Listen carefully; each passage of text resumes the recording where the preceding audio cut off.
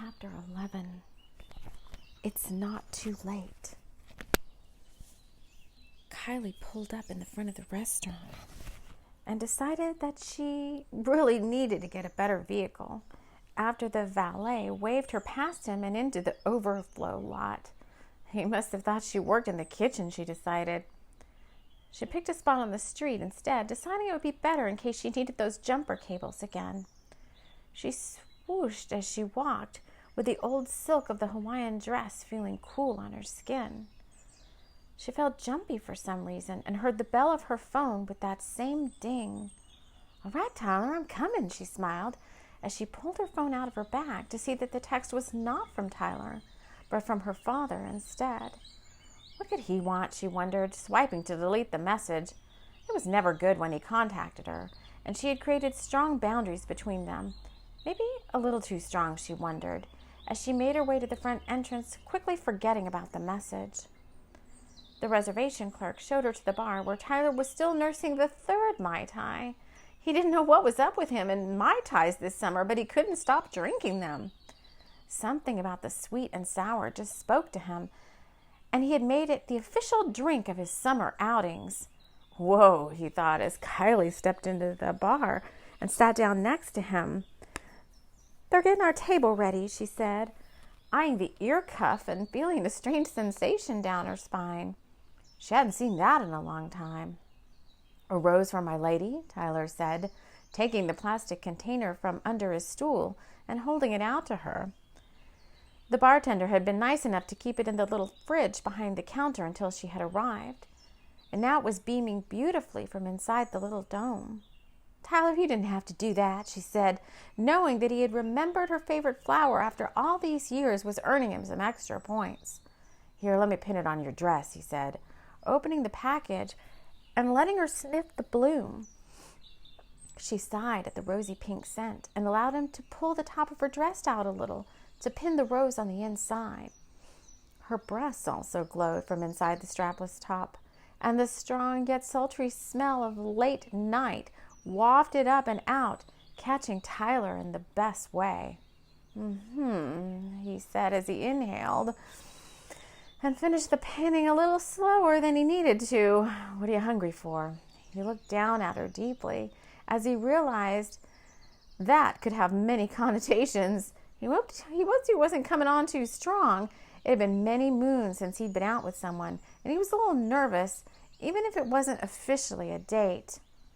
"I heard they have a great vegetable quiche here," Kylie said, intent on eating better this summer. She had started a rigorous exercise routine at the beginning of the summer, and her diligence had paid off, as she could feel her own biceps more cut than ever now. Push-ups, sit-ups, and the long runs along the coastline of the island had left her feeling a little ripped. Her gaze went to Tyler's arms, but she couldn't really tell because of the leather jacket he had on. Wasn't it a little warm still for leather, she wondered, as she eyed the bartender, really needing that drink now. Tyler was a little too close to her now. And the aftershave, or whatever that masculine smell was, were making her a little lightheaded, but in a good way. "I can show you to your table now," the reservation clerk said, approaching them and waving their bare arms toward the dining area closer to the street side of the restaurant. "Cool, a window seat." Kylie was impressed, but realized that the restaurant wasn't really that full. "I'm really hungry," she said, looking out the bay window where she could see the Camaro through the tall pine trees. "Only the best for us up-and-comers," Tyler said, thinking again about the treasure. "Oh, yeah, the treasure," Kylie said, blushing a little. She had almost forgotten about it. Something was drawing her eye to the car. She thought she saw someone hanging around by the trunk. "I'll have another drink," Tyler said, "and we can get a bottle of your best red wine." He looked across the table, hoping she wasn't judging the amount of alcohol he was having tonight. His nerves were just up for some reason, and he decided it was more than just being out with Kylie. He had the strangest feeling he was being followed. "Someone's hanging around my car," Kylie said, sure that she saw someone bending down looking at the trunk. But what would someone want with that old thing, she wondered. "I knew it," Tyler said, looking out towards the car. "I've had this weird feeling all this time, like someone was watching me," he said, getting up from the table. What are you going to do? She felt weird inside too, and she felt a light touch on her arm. Mallory, her angel friend, was close by. You can't just go out and accost someone, she said, hoping it was all a mistake. Oh boy, watch me, Tyler said, pulling out a stun gun from his sock. Whoa, that was crazy. It was old and broken, but anyone trying to give him a hard time didn't have to know that. What in the world, Kylie thought. Was he packing weapons? She began to feel a little unsure about this whole gold ingot thing and reminded herself about her old car and the dilapidated siding on the house. She definitely could use new things, she quickly reminded herself, as she saw Tyler head out the front door of the restaurant. Here's some cornbread, honey. Oh my God. I'm talking backwards now. Oh my God, this is crazy. Stop. Here's some cornbread, honey. Here's some honey cornbread. Oh my word. The waitress said, made fresh this morning. She trailed off as she went to get the drinks. Wine and cornbread didn't seem like a very good mix at the moment. But Kylie put her diet aside and grabbed a hunk of the steaming bread, slathering the slice with lots of butter. She was really hungry, and her nerves had been on edge too. What was Tyler doing, she wondered, as she wiped the melted butter on her cloth napkin, smelling the sight and scent of the pansy rose. Oh my word. And the perfect, oh my God. I'm not starting over. And the perfume wafting from the warmth between her breasts. He looked like he was arguing with someone. And then he looked like he was struggling with someone. Kylie threw her cornbread down on the dainty saucer with bluebells on it as she bolted for the door. Miss, the waitress said, wondering where everyone was going. I'll be right back, Kylie said, grabbing her purse in case she needed to phone the sheriff. A car revved its engine and peeled away from the restaurant before she could get to her car. She ran up to find Tyler with a bloody nose and a bruised shoulder. What in the world? Are you okay?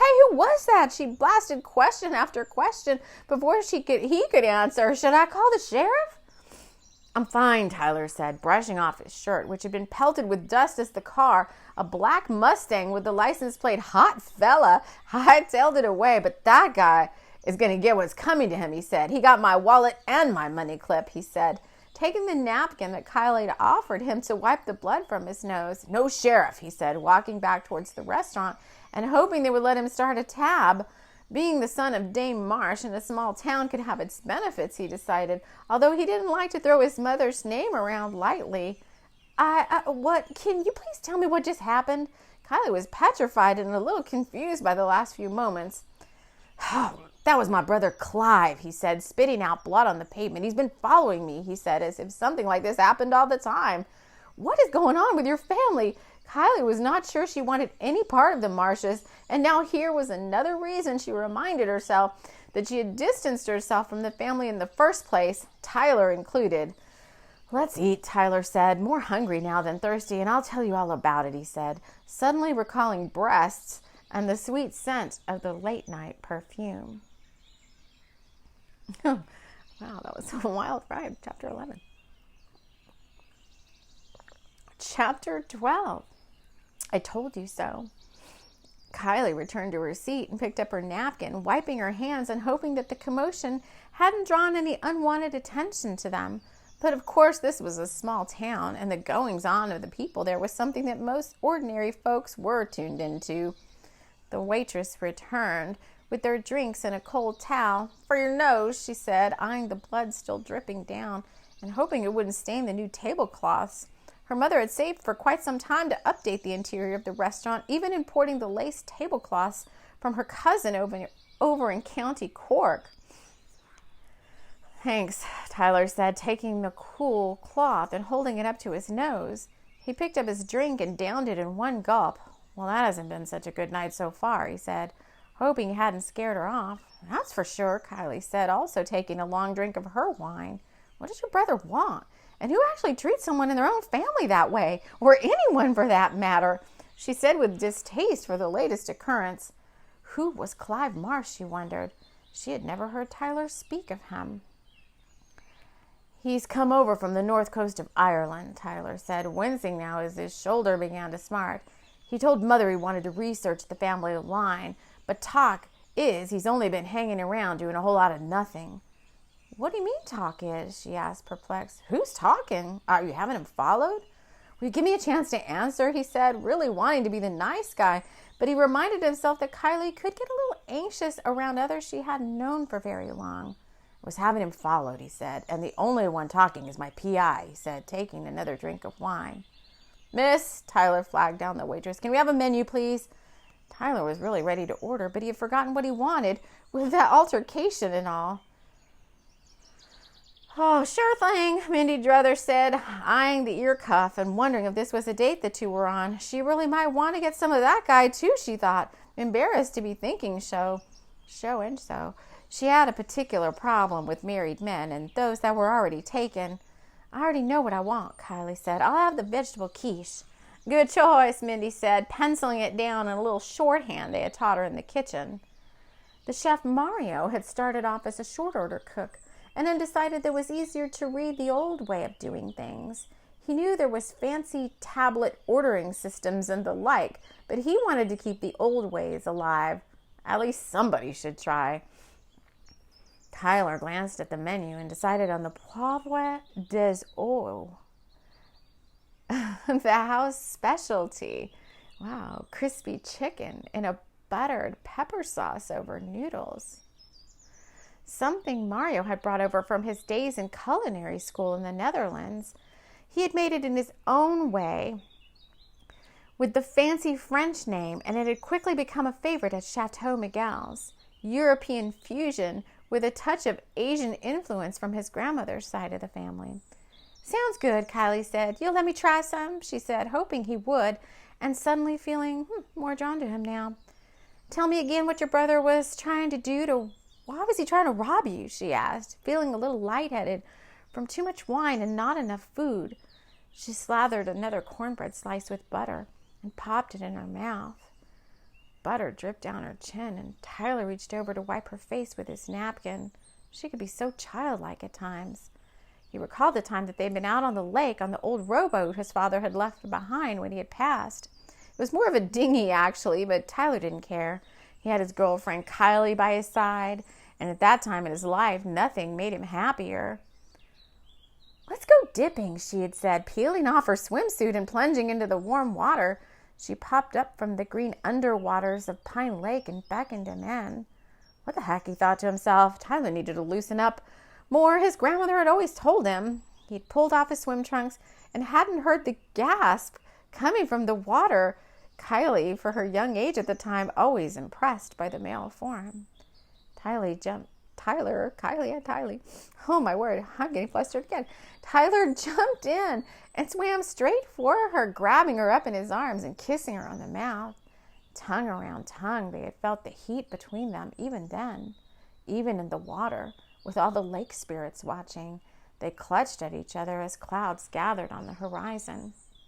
Tyler, out of breath and tired of dog paddling, made his way back to the little boat. Come on, before we do something we might regret later, he said, wondering if he would get points for quelling the wave of desire he had for her right now. Who's regretting anything? Kylie said, climbing onto the small boat and then on top of Tyler. I won't tell if you won't, she said, brushing her thigh against his.